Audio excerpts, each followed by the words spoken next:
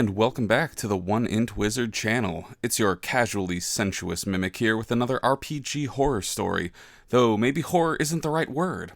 This series is called Terror at the Table, but today it's more like Turgid at the Table, if you catch my vocabulary.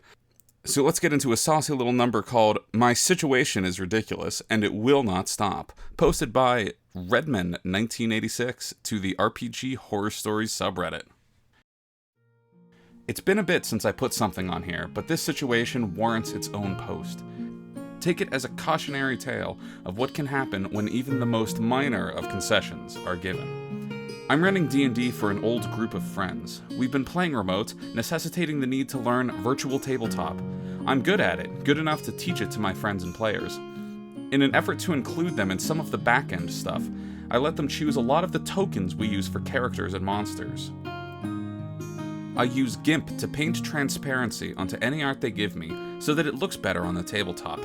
It's surprisingly easy. Some of them only take a few seconds to create.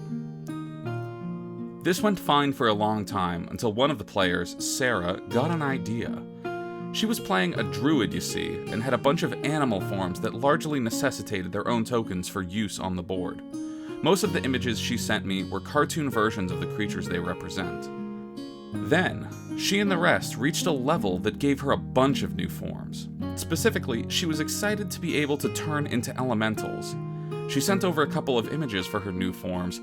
I opened them and discovered that they are lewd. I had a nude woman made out of air, tastefully censored with billowing scarves also made out of air. A topless water woman giving fuck me eyes to the camera. Sexy fan art of a flame Atronak from Skyrim. And a chesty, mud-covered broad she insisted was an earth elemental. I initially told her no, but she insisted that this would be very funny. I acquiesced, painted transparency on the softcore porn she sent me, and she transformed into one of them at the first opportunity. My other players thought this was a hilarious addition, greatly enjoying these new inclusions. If this ended there, I would have no problem whatsoever. It did not end there. My other players started submitting their own 18+ art for new monsters and characters. Then they started doing it for their own tokens. Playing a male, burly barbarian type? Doesn't matter. Art is either a muscle queen in cosplay, or is axe fetish art of a topless Amazon. Fighting a pack of direwolves? Well, now they're fighting a pack of wolf girl waifus. Sarah gained the ability to turn into an ankylosaurus, or rather, an oil-glistening dino mommy. Some of them cast off all pretense and sent in what I eventually learned was art from a make-your-own Japanese body pillow creator. This nonsense even managed to spill over into another game. I'm running a Warhammer Fantasy Roleplay 4th edition game for another group of friends. They learned that I was doing this for my D&D group and asked me to do it for them. They were attacking a den of Skaven, and horribly, all the art they sent me was somehow setting accurate. I had clan rats wearing nothing more than strategically placed symbols of the horned rat as clothing. I had storm vermin whose plate and chain armor was now little more than metal struts intended to hold up their verminous mommy milkers. I had dummy thick gutter runners that would realistically have no chance of stealth, as the clap of their ass cheeks would alert all of the no-furs. There was even a lovingly drawn and so specifically detailed gray Cirrus rat lady that I'm convinced one of my players actually commissioned it. The worst part of this, the absolute worst part, is that every single one of my players loved this. They were interested, remembered names and plots, recognized characters, and were proactive. Including lewd portraiture of every character in the game seems to be the secret sauce. I work hard at building characters and worlds, very hard, but nothing has been more successful at engaging these jaded jackasses than adding cake-stacked fire elementals and big titty rat ogres. Would this have worked the entire time? Have I wasted literally hundreds of hours of my life building games to spark creativity and wonder in my friends when all it took was some jugs and clapping cheeks to accomplish it? I'm not being rhetorical. If you have an answer, please tell me. I'm not offended by any of this. I'm not a prude, and I only kink shame for comedic purposes.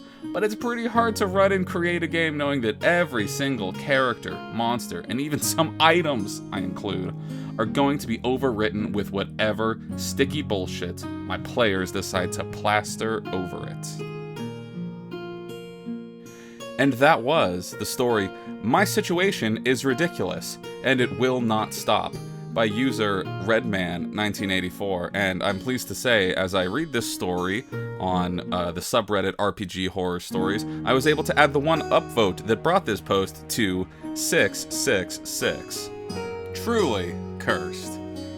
So, I did some of this in our last D&D game. I was playing a Loxodon Bard College of Glamour, which is Fae-based.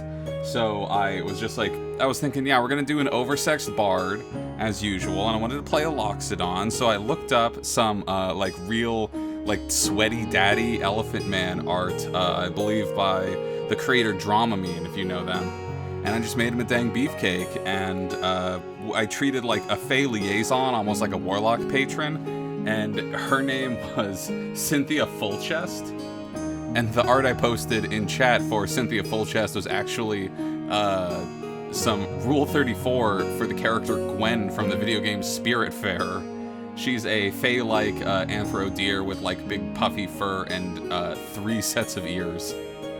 And so that was Cynthia Fullchest. And when Gandalf would commune with her, it would be extremely sexual, and they would just be banging out.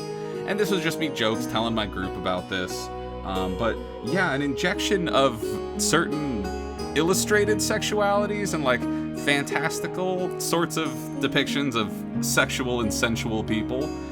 It does inject a novelty that really brings out people's imaginations, because it can be a sort of secret sauce like this, because we're really inundated these days with fully realized visuals for a lot of high fantasy stuff. It's in movies and video games all over the place, so it's not novel to see a dragon anymore, but seeing a big titty cartoon dragon with puffy DSLs, that's that's at least gonna make people laugh. And probably if you're anything like me or the people I know, there is a lots of Venn diagram crossover between big fantasy role-playing and tabletop role-playing type people and the sorts of people who consume erotic media content in more illustrative and abstract forms.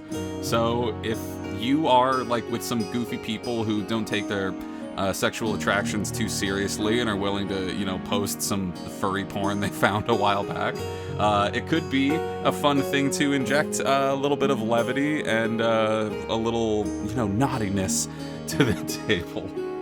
Dang, when they mentioned in this story the sexy form of an ankylosaurus morph, I was thinking about, God, I feel like I've seen that before, and I was trying to look up an artist that draws cartoon triceratops woman who's 9 feet tall and is just wicked stacked, and it's just a blue triceratops, and I was searching around, I can't remember the name, and I can't find, because I'm sure I was trying to find, if I see that creator posted some sort of sexy ankylosaurus, dang near guarantee that's what this player would have chosen for their token. Anyway, that's just me scrolling through my Rolodex of weird stuff I've seen on the internet. So now that I've shown my whole ass, let me just thank you for tuning in once again to the One Int Wizard channel.